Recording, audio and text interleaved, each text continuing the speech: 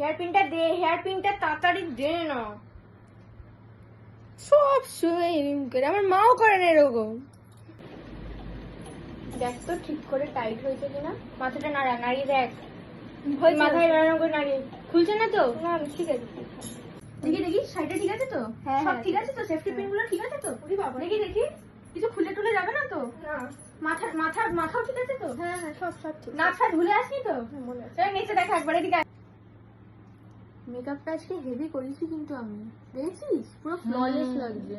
হ্যাঁ, মা বল, মা আমাকে কিচ্ছু হারাবে না কিন্তু, চুড়ি হার কিচ্ছু হারাবি না, আর কোনো জিনিস কোথাও খুলে রাখবি না, ঠিক আছে? সব কিছু মনে করে নিয়ে তারপর আসবি।